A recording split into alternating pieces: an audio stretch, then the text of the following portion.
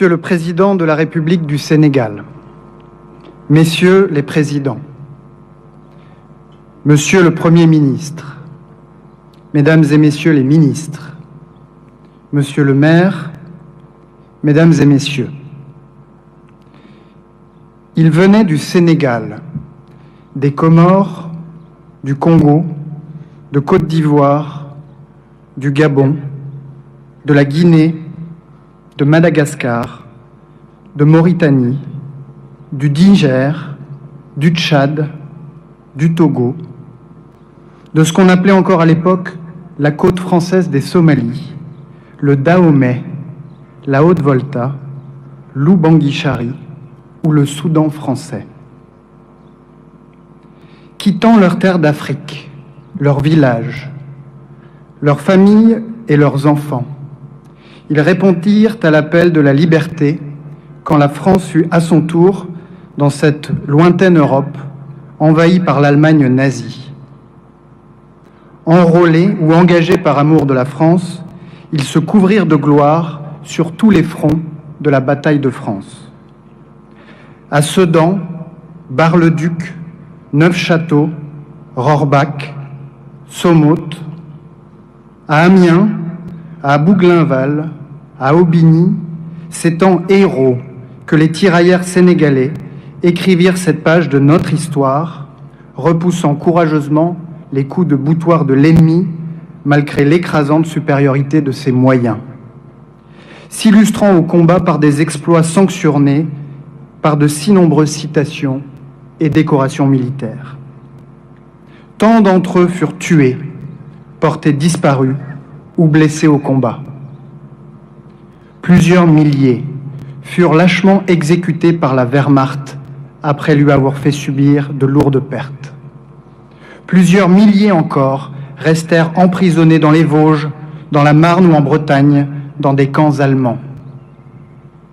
Les plus valeureux trouvèrent au fond d'eux-mêmes l'incroyable courage de s'évader, de gagner le maquis et de poursuivre la lutte jusqu'à la victoire. Et ceux qui survivront conserveront toute leur vie dans leur chair et leur esprit les stigmates de la guerre, avec la satisfaction d'avoir, par leur sacrifice, assuré la défaite de la force brutale et la victoire de la liberté. Et pourtant, quand vint la libération, pour certains d'entre eux, le doux parfum de la victoire fut bientôt gâché par le goût amer de l'injustice. Démobilisés avant les autres, privés de la solde qui leur était due, ces héros africains furent déconsidérés par leurs chefs. Ces valeureux tirailleurs furent traités comme des soldats de second rang. Ils avaient tout quitté et parfois tout donné à la France de la liberté, de l'égalité et de la fraternité, une France qui semblait subitement trahir sa promesse, manquer à son devoir d'égalité, manquer à son devoir de fraternité. Ils ne purent faire autrement que de le lui rappeler. Une première fois, ils protestèrent à Morlaix, où la moitié d'entre eux refusèrent d'embarquer à bord du Circassia qui devait les ramener chez eux. Une deuxième fois, arrivés ici dans le camp de Tiaroy, ils protestèrent à nouveau et refusèrent de regagner leur foyer avant d'avoir reçu ce qui leur était dû. Et c'est au matin du 1er décembre 1944, ici même à Tiaroy, qu'ils réclamèrent justice dans un immense cri de colère qui retentit encore 80 ans plus tard. Un cri de colère que la France réprima dans le sang en ouvrant le feu sur ceux-là même qui avaient risqué leur vie pour qu'elle puisse être libérée. Rien ne peut justifier que des soldats de la France aient ainsi retourné leurs canons contre leurs frères d'armes. Les douleurs encore si vives provoquées par cette plaie béante dans notre histoire commune, seul un travail de mémoire peut conduire à les apaiser. Il n'y a pas d'apaisement sans la justice, et il n'y a pas de justice sans la vérité. La vérité, l'histoire et la mémoire ne sont pas des postures, mais des processus portant une part de complexité devant lesquels nous ne devons pas reculer. C'est pourquoi la transmission des archives a été décidée en 2014.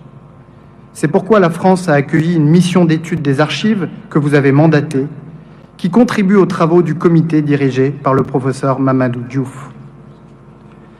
C'est la raison pour laquelle le président de la République vous a écrit, Monsieur le Président, pour vous dire que la France se doit de reconnaître que ce jour-là s'est déclenché un enchaînement de faits ayant abouti à un massacre. Et si la France reconnaît ce massacre, elle le fait aussi pour elle-même, car elle n'accepte pas qu'une telle injustice puisse entacher son histoire. Inclinons-nous devant les 202 stèles blanches du cimetière de Triaroy, plantées dans la terre rouge du Sénégal comme une invitation permanente à œuvrer pour la justice et la vérité partout et en tout temps. Puisons dans ce travail de mémoire et de reconnaissance la grandeur d'âme, le dévouement et la dignité de ces hommes, de ces témoins du monde nouveau qui sera demain, que célébrait Senghor. Cultivons l'amitié entre le Sénégal et la France sur les fondations d'une mémoire qui rassemble plutôt qu'une mémoire qui divise. Monsieur le Président, vous avez posé avec le Président de la République, le 20 juin dernier à Paris, les bases d'un partenariat renouvelé, fondé sur le respect mutuel au service des intérêts réciproques de nos deux peuples, unis par des valeurs démocratiques partagées et une relation d'amitié.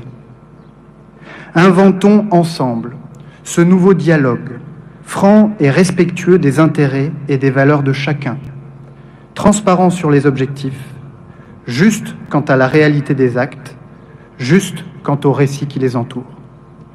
Pour que vive la République du Sénégal et pour que vive la République française.